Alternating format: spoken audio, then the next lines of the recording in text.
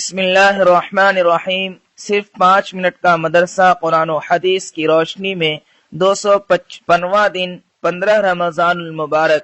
Number 1، اسلامی تاریخ۔ کوہ صفا پر اعلان حق۔ نبوت مل جانے کے بعد حضور صلی اللہ علیہ وسلم 3 سال تک پوشیدہ طور سے اللہ کی دین کی دعوت دیتے رہے۔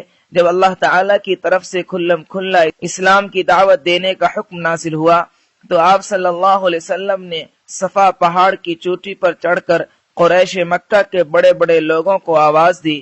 جب سب جمع ہو گئے تو آپ صلی اللہ علیہ وسلم نے فرمایا، اے لوگو، اگر میں تم سے یہ کہوں کہ اس صفا پہاڑ کے پیچھے ایک لشکر آ رہا ہے جو عنقریب تم پر حملہ کرنے والا ہے تو کیا تم اس کا یقین کرو گے؟ وہ سب بولے، کیوں نہیں، آپ صلی اللہ علیہ وسلم تو صادق اور امین ہیں۔ پھر آپ صلی اللہ علیہ وسلم نے فرمایا، لوگو، ایک اللہ پر ایمان لاؤ اور بتوں کی عبادت چھوڑ دو۔ میں تم کو ایک سخت عذاب سے ڈرانے اور آگاہ کرنے آیا ہوں جو بالکل تمہارے سامنے ہے۔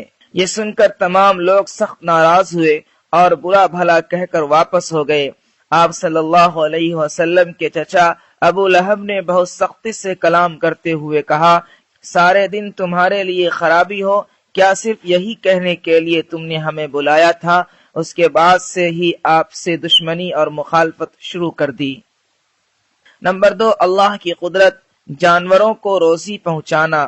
اللہ تعالیٰ نے زمین پر انگنت قسم کے جانور پیدا کیے، جن میں کچھ سمندر میں رہتے ہیں اور کچھ زمین پر، کچھ فضاؤں میں اڑتے ہیں اور کچھ زمین کے اندر اور جنگلوں میں رہتے ہیں۔ غرض ہے کہ اللہ کی مخلوق بے شمار ہے، لیکن یہ جانور نہ تو کھانے پینے کی چیزوں کو جمع کر کے رکھتے ہیں اور نہ ہی اپنی پیٹھ پر لاد کر چلتے ہیں، بلکہ صبح کو خالی پیٹ اللہ کی زمین پر روزی کی تلاش میں نکلتے ہیں اور شام کو پیٹ بھر کر واپس آ جاتے ہیں۔ غور کیجئے، ان ہزاروں قسم کے جانوروں کے لیے روزانہ روزی کا انتظام کون کرتا ہے؟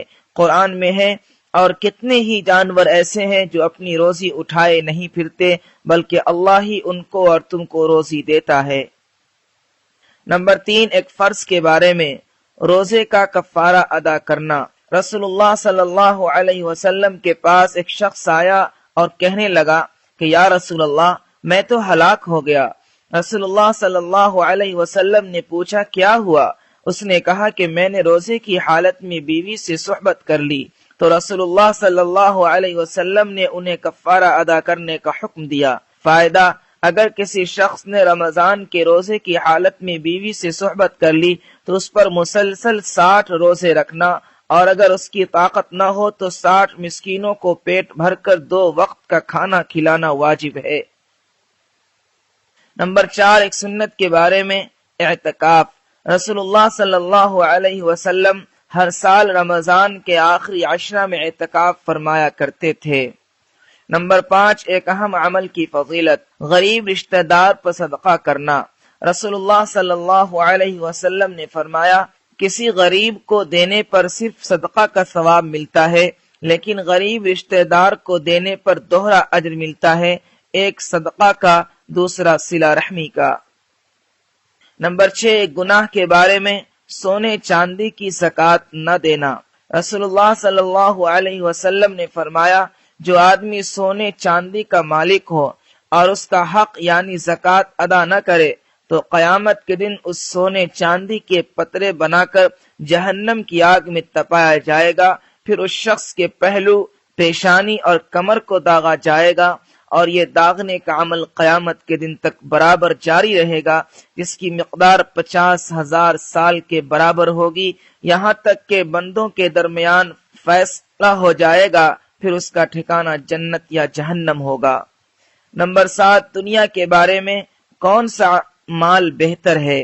رسول اللہ صلی اللہ علیہ وسلم نے فرمایا، جب بھی سورج نکلتا ہے تو اس کے دونوں جانب 2 فرشتے روزانہ اعلان کرتے ہیں، اے لوگو، اپنے رب کی طرف متوجہ ہو جاؤ، جو مال تھوڑا ہو اور وہ کفایت کر جائے وہ بہتر ہے اس زیادہ مال سے جو اللہ تعالی کے علاوہ دوسری چیز میں مشغول کر دے۔ نمبر 8، آخرت کے بارے میں، اہل جہنم کی تمنا۔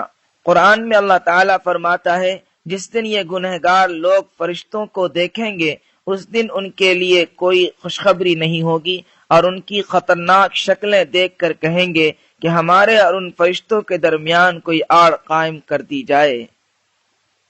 نمبر 9، طب نبوی سے علاج، سفرجل یعنی بہی سے علاج۔ رسول اللہ صلی اللہ علیہ وسلم نے فرمایا سفرجل یعنی بہی کھایا کرو کیونکہ یہ دل کو راحت پہنچاتا ہے۔